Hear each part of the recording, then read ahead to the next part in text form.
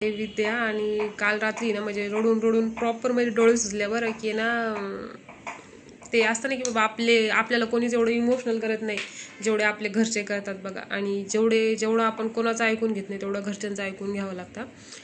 रात्री झाला हा विषय की ना आई वडिलांचं काय आता मी तुम्हाला सांगू शकत नाही. मी रात्री पर्सनल टॉपिक ठरवलं होतं पण मला काही आता बोलता येत नाही, पण जस्ट आता सांगते तरी पण आठवून की तुम्हाला समजा तुम्हाला तुमचे आई वडील सुधरवू शकत नाहीत, तुम्हाला तुमचा भाऊ सुधरवू शकत नाही, तरीही तुम्ही एक्सपेक्ट करतात की नाही बाबा त्या पर्टिक्युलर व्यक्तीने तुम्हाला सुधरवलं पाहिजे.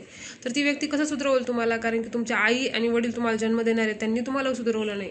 आणि माझे आई वडील पण तसंच एक्सपेक्ट करतात. माझे आई वडील एक्सपेक्ट करतात की ना मी माझ्या नवऱ्याला सुधरवलं पाहिजे, मी त्याच्यासोबत व्यवस्थित वागलं पाहिजे, पण ते हे एक्सपेक्ट करत नाहीत बरं की त्या व्यक्तीला त्याच्या आई वडिलांनी पण नाही सुधरवू शकले किंवा त्यांचा भावाचं ऐकत नाही, तर तो माझं काय ऐकणार आहे?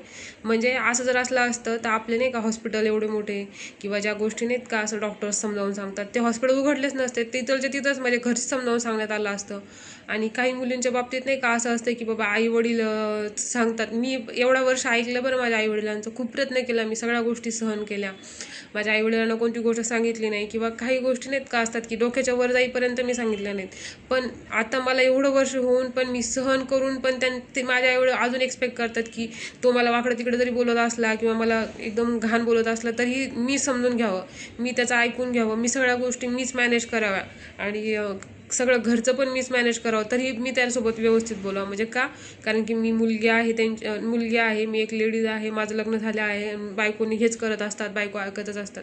माझे काका काकू मला बोलले की तुझ्यापेक्षा तर नाही का आम्ही एका मुलीचा त्रास बघितला की बाबा तिला तिचा नवरा एवढा शिवागीळ करतो, अजून तिला रोज मारतो, तिला खूप त्रास देतो. अरे ती तुम्हाला कशाला सांगणार आहे? ती तिच्या आई वडिलांच्या नावाने रडेल नाही की बाबा तुमच्यामुळे माझं चुकीचं झालं किंवा आयुष्य बरबाद झालं. तुम्हाला येऊन सांगणार आहे का तुम्ही बघणाऱ्यांना की बाबा माझ्या आई वडिलांमुळे आयुष्य बरबाद झालं?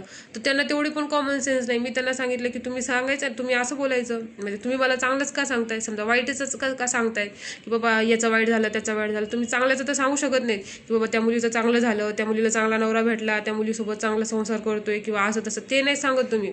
पण वाईट झालेलं मला बरोबर सांगतायत, म्हणजे मला असं वाटलं पाहिजे नाही बाबा मी किती वाईट आहे आणि मी माझ्या आई वडिलांचं ऐकत नाही, मी माझ्या नवऱ्याचं पण ऐकत नाही. म्हणजे माझ्यावरच सगळं प्रेशर आहे, माझं डोकं, म्हणजे मी घरातलं काम करू, बाहेरचं काम करू, माझ्या मुलांचं पण बघू, त्यांच्या शाळेचं बघू, घरच्यांचे बोलणे खाऊ, आई वडिलांचे बोलणे खाऊ, नवऱ्याचे बोलणे खाऊ, म्हणजे मी सहन करण्याची काहीतरी कॅपॅसिटी असेल ना समोरच्या व्यक्तीमध्ये.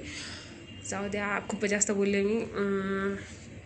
तुम्हाला नंतर बोलते नंतरच्या व्लॉगमध्ये. आणि कोणी असा त्रास सहन करू नका असं मला वाटते पर्सनली, कोणतीही मुलगी असू तिने.